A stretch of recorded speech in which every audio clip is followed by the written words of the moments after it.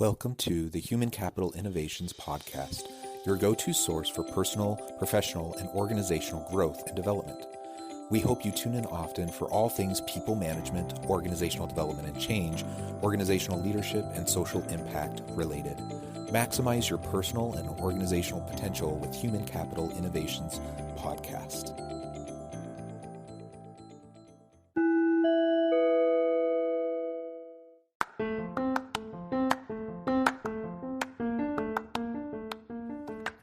Welcome to the Human Capital Innovations Podcast.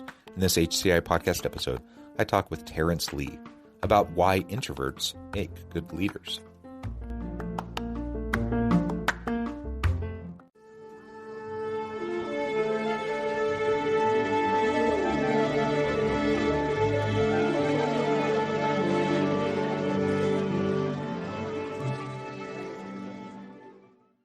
Terrance Lee, welcome to the Human Capital Innovations Podcast. Thanks, John. I'm happy to be here. Yeah, I'm excited to be with you today and have the opportunity to chat. We're going to be focusing on introverts and why introverts make good leaders, some of those myths about introverts and how we can really find our own potential and live up to our own potential if we happen to be an introverted leader, and how we can help others on our teams who might be introverts also to fulfill their potential and to lean into their strengths. I'm really excited to explore this because I do think there are a lot of myths around this. And I think a lot of times we unnecessarily distinguish across people on our team related to this personality characteristic. And there's just a lot to unpack there. As we get started, I wanted to share Terrance's bio with everybody. Terrance Lee, aka the introvert leader, had always avoided taking on leadership roles in his life. At the age of 13, an experience occurred which caused him to doubt his ability to speak in front of people and caused him to shy away from the spotlight. This worked for Terrance until he eventually had to learn leadership skills by necessity at his first engineering job out of college. Since then, Terrance has taken on many leadership and management roles as an introvert at several Fortune 500 companies in the defense industry with proven results. He utilizes his platform to empower introverts to tap into their own inner leadership potential and is never shy about sharing the tips that he has learned throughout his journey. I love your background.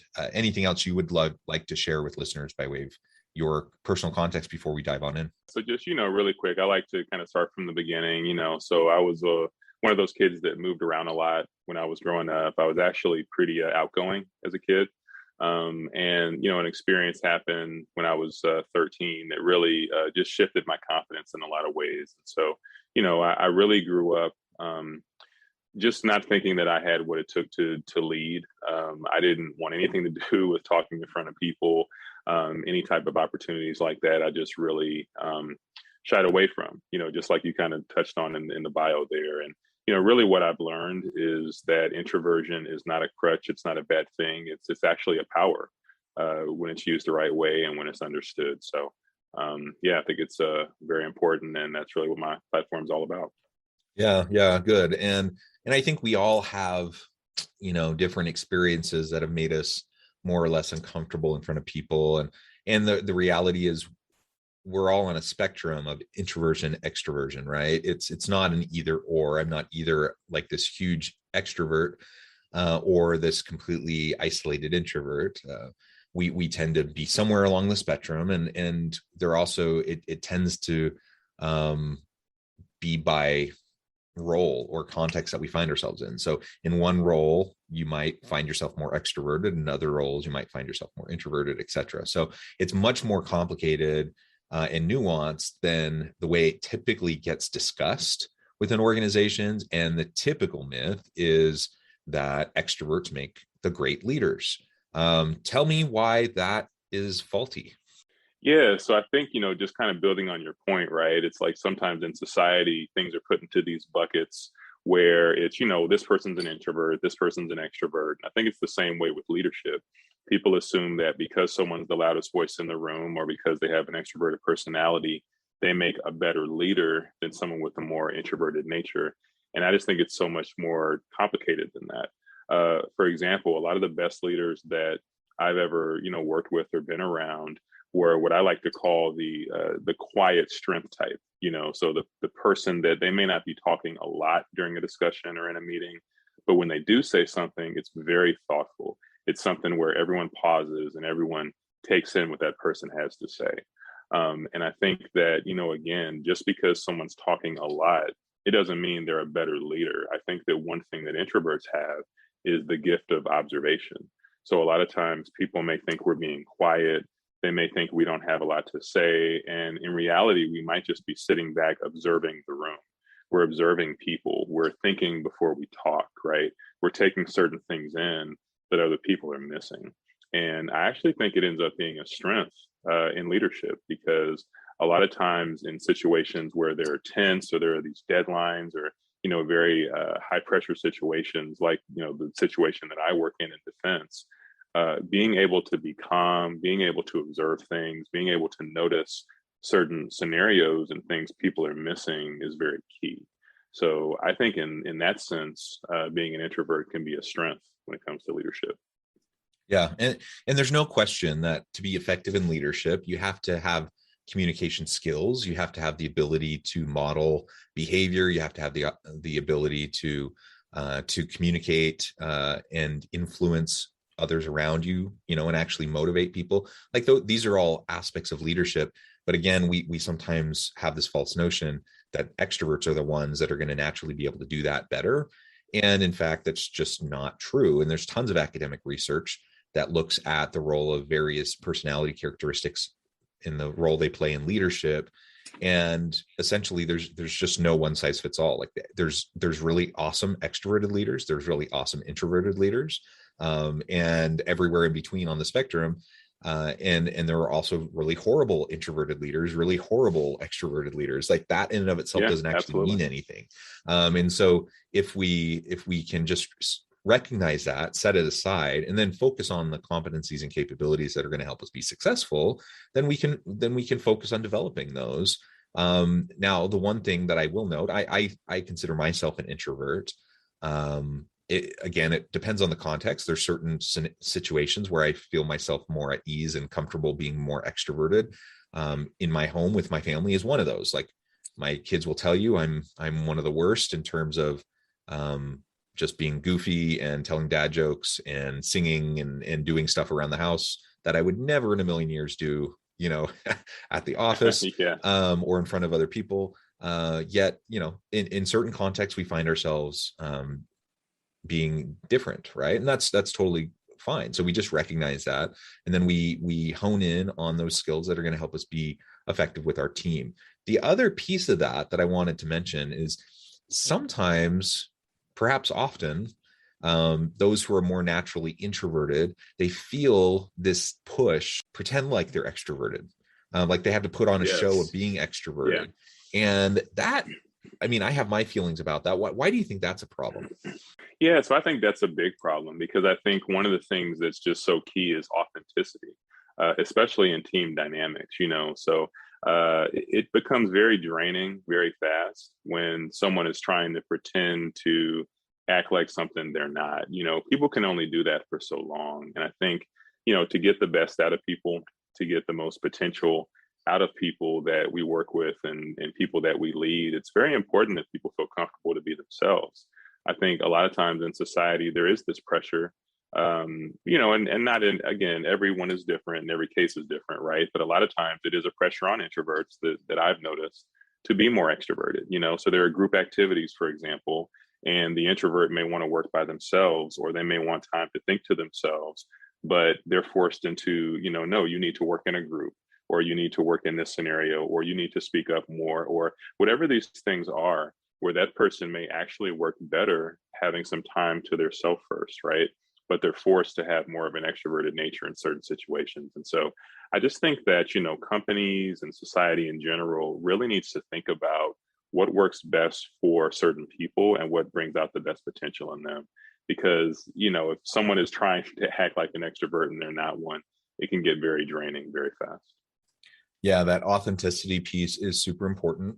And you mentioned the energy piece, and this has been, widely discussed, widely researched. And those who tend to be more introverted, they recharge differently their energy than those who are extroverted. And the very thing that extroverted individuals use to recharge are the very things that drain introverts. So we just, we need to be aware of that, but also recognizing that, in a certain context, I might need to demonstrate more kind of outgoing characteristics, in that particular setting, in that meeting or whatever. And then just knowing yourself well enough to recognize that, okay, you can do that, but that's going to tap your energy. And once that meeting is over, you need to go recharge. And setting aside time to allow you to go do that is going to be very important. And so just knowing ourselves and knowing how to structure our day. And as a leader of people, we have to recognize that members of our team are going to be the same way. And so some will really thrive when we get together in those collaborative work meetings, and others will just be drained by it. And so giving people an opportunity to have the flexibility to structure their day in a way that will allow them to recharge to be the most productive they can be is going to be really, really important. So let's talk a little bit more about some of the things that we can do both for ourselves as well as for other members of our teams as we're trying to help introverts reach their full potential. Yeah, so I think that there's a few things. I think one that's very key, and I talk about this a lot, is recognizing the unique skill that someone has. So I think that everyone brings something unique to a team, and it's important as leaders that we recognize that in people. So one of the things that I like to do is I'll talk to people on my team and I'll ask them, hey, what do you enjoy doing? What do you like to do? And then you pair what they enjoy doing with what is their skill set? What are they really good at, right? And when you start to realize that, it starts to put them on a path toward where they can be their best self and they can do their best work. And I think one of the other ones is one that we just already touched on, which is authenticity. I think people have to feel comfortable to be their authentic self. So if they realize that, hey, as an introvert, there are going to be times where, you may have to come out of your shell. And so me as the leader, I need to provide an environment that's going to help you with that, So I think allowing people to be themselves, to be authentic, but then also giving them platforms and situations where they can comfortably come out of their shell and grow into, who they're meant to be and reach their potential. So I think that authenticity and giving people opportunities is very key.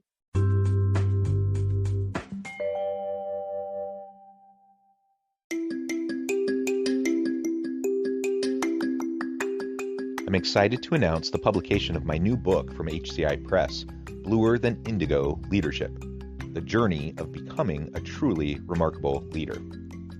Early in my adult life, I learned about an Asian proverb that translates as bluer than indigo. If you think about the color indigo, it is a brilliant, deep, and vibrant blue, what some would call the bluest of blues. To have something that is bluer than indigo is rare and truly remarkable. Contrary to popular myth, there is no one-size-fits-all or cookie-cutter approach to effective leadership. There's no silver bullet, no secret sauce, no go-to model that will solve all of our problems. The truth is, great leaders have all had their unique strengths and flaws, and have all had to discover and then pave their own distinctive path in their life's journey to fulfill their leadership potential. Bluer Than Indigo Leadership will help you discover your own path and explore those ordinary, everyday actions that will help you respond to an uncertain future and produce extraordinary results for individuals, teams, and organizations.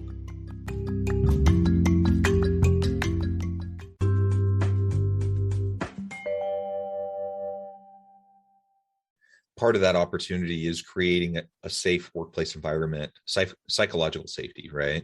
That people feel like they are given the opportunity to process information before making snap judgments, and that their input is encouraged, it is valued, and that it will be sought after and utilized. If we can create that kind of a psychologically safe environment, even those who are far more introverted and far less likely to maybe speak up in a meeting or to share their opinion, they'll feel safe to do so. So that's absolutely essential. Someone who's extremely extroverted, they don't necessarily need that psychological safety. They're just happy to share their opinion no matter what. but those who are further along, the introverted side of the spectrum, that's one of the components that they're thinking about. They're thinking about, is it worth the emotional and mental energy to expend to share what I have to share, only to be ignored, only to be shot down, only to have someone else take credit for my idea, whatever. Like, all these things are going through your mind. And if that's the environment, of course, that's going to stifle creativity. That's going to stifle engagement and involvement for everyone. But particularly for the introverts, it's going to be really hard to get much out of them. And again, I see myself predominantly as an introvert, and that's certainly the case for me. I tend, when I'm in meetings, unless I'm the one facilitating or the one in charge of the meeting, I tend to be sitting back, watching, observing, taking in, listening, and trying to understand where people are coming from.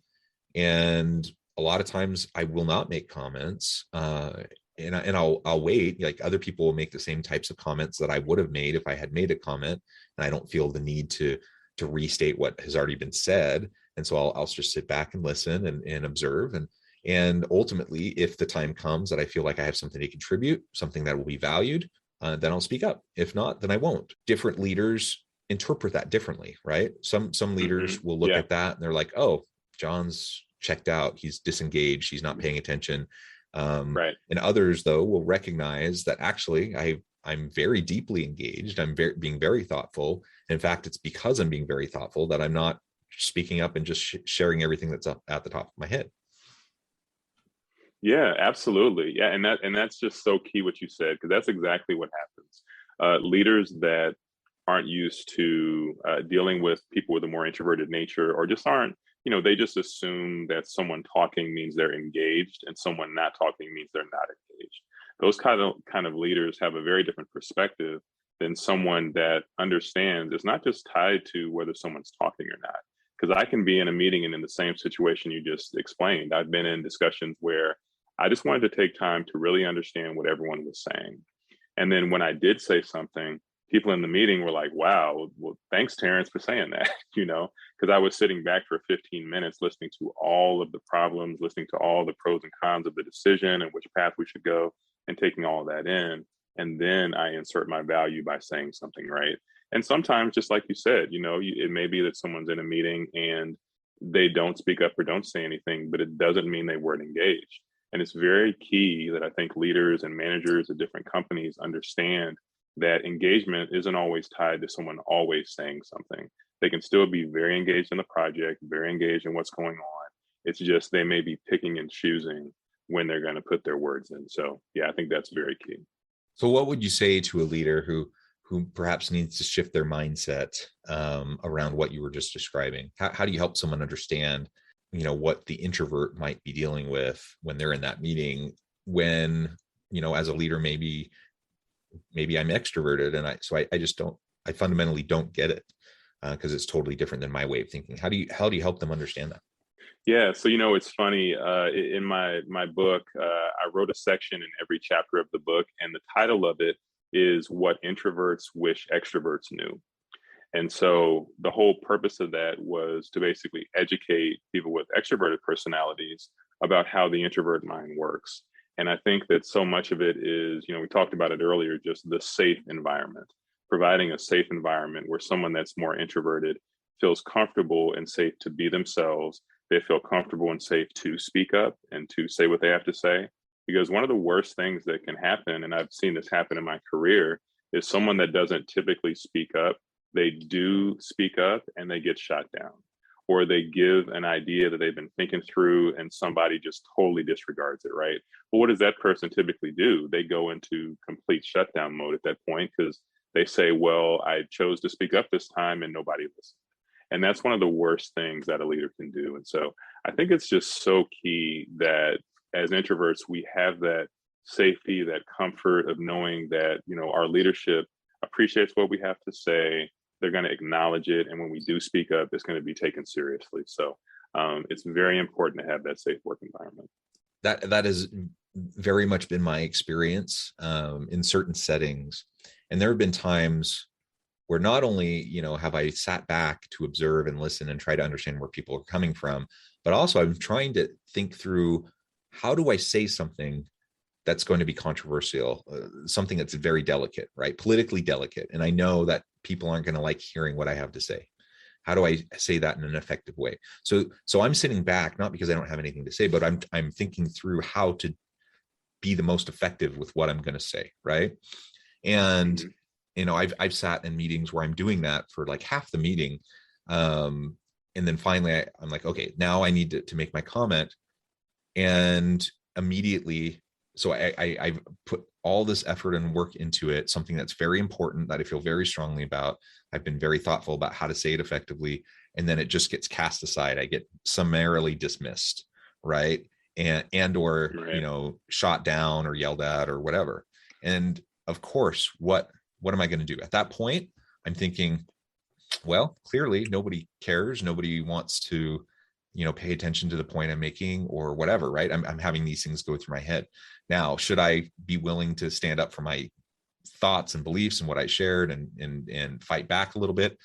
Yeah, but the reality is, we don't always feel safe to do that. And so if you feel summarily dismissed and you feel like nobody valued your comment, even one that you feel is has unique value, that took courage to say or whatever, um, then it just gets shut down, and that's to the loss of the team, because now you're going to miss out on a whole large chunk of your team population. We know, when we look at kind of the spectrum of introvert extrovert, we tend to have more introverts, or at least people who are further along the introvert side of the spectrum.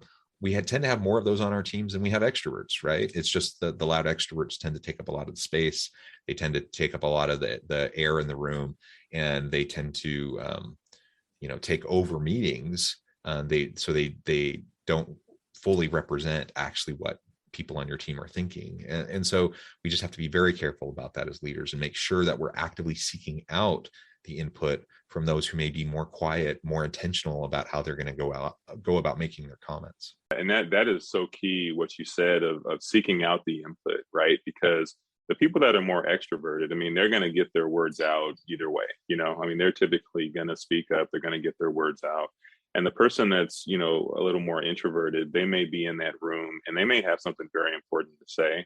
But if they don't feel comfortable to say it, then those words may never come out. And so I think, when we actually seek out their input, like that's one of the things that I try to do with my team. I'll be in a meeting and I'll ask someone, hey, so what do you think about this? What are your thoughts? And when people know the leader actually cares, the leader actually wants to hear what they have to say. And it's not just all about, the leader getting their words out. And there's a certain hierarchy that can happen too, where people feel like, oh, well, that person's the leader, so I don't necessarily feel as comfortable talking around them. They're kind of people assume people are on certain pedestals. And I think it's important for the leader to realize that they need their team and they need the input of their team. And so there's a certain humility that has to be there, I think, in leadership as well. And I like that comment about humility. I think just having an inherent intellectual humility around how we deal with our people and our teams and how we lead out is really important. A lot of times we see leaders with faux confidence, faux certainty. And I say faux because, certainty is a construct. Like I think the world is so messy and complex that there's not much that we can truly be certain about. And pretending like you're certain is just inauthentic. It's bluster. Most people see through it.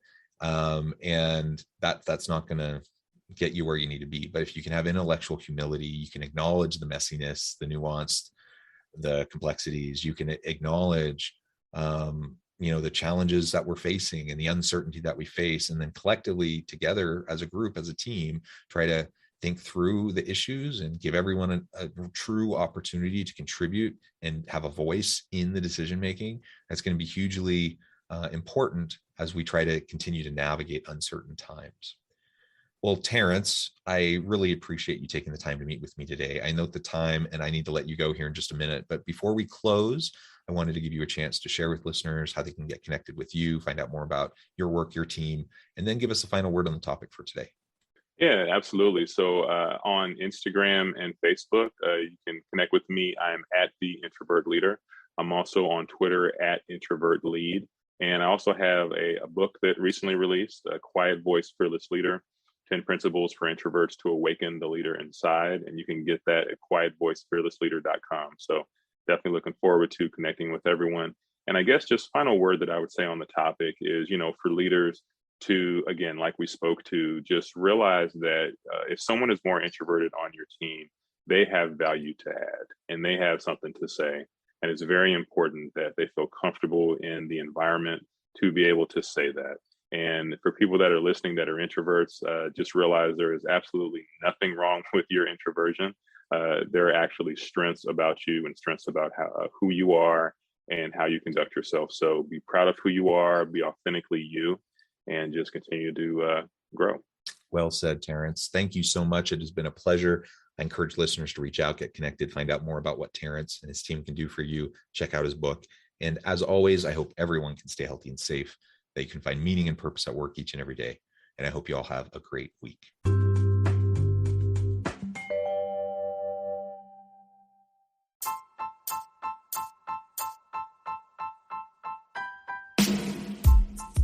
The alchemy of truly remarkable leadership. Ordinary, everyday actions that produce extraordinary results. Consider how the nature of work has shifted over the past 50 years. With increased globalization, rapid technological advancement, and the shift in economic composition, the average job of today looks very different than the average job of 50 years ago. What will the jobs and organizations of tomorrow look like? Moreover, what does this all mean for organizational leaders? What are the core competencies and capabilities of organizations and their leadership that are prepared for continued disruption and geopolitical and socioeconomic shifts? Regardless of what the future holds, increasingly, leaders need to be socially minded, data-driven, decisive, champions of talent, and disruptors of the traditional notions of leadership, teams, organizations, and work. The alchemy of truly remarkable leadership will help you to explore your own leadership competencies and capabilities and consider ways to apply and implement them into your workplace and personal life.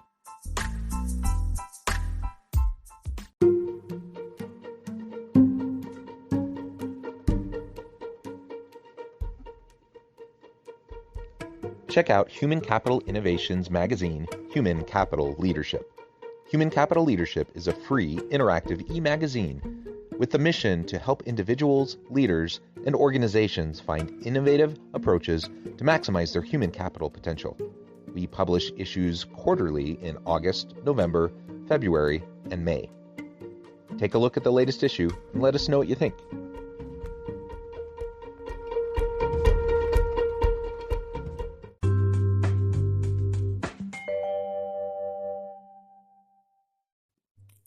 Thanks again for joining us for this episode of the Human Capital Innovations Podcast.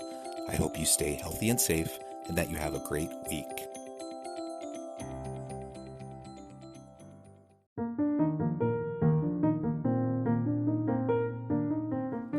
Check out our new weekly LinkedIn newsletter, Alchemizing Human Capital, exploring industry trends via original research and interviews with executives and thought leaders from across the globe. We look forward to having you join us.